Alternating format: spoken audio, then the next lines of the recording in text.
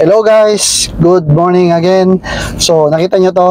So yan po ang sling na walang tag. So isa na naman po ang topic yan. Tara, tignan natin guys kung ano yung mga sinasabi ng OSHA.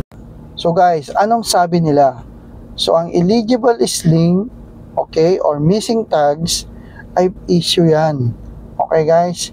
Kasi ang mangyayari, hindi mo mababasa yung mga information provided by the sling tag is important for knowing what sling to use and how it will function. Okay, what to look for. Okay, if you cannot find or read all the information on the sling tag, ang sabi ni OSHA, it requires that the sling shall be taken out of service, okay, to prevent accident. How to prevent it?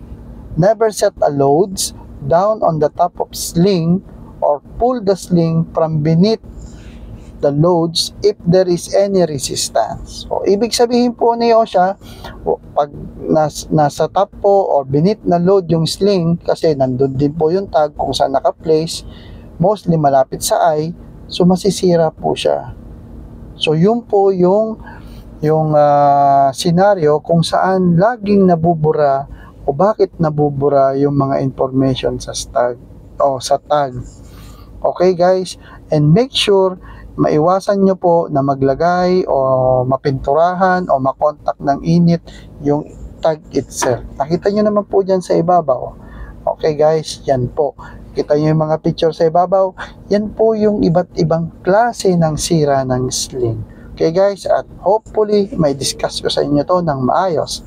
At sa tingin nyo, ang video na to ay mayroong information na nakuha kayo, please like, share, and comments. Maraming salamat guys and have a safe day.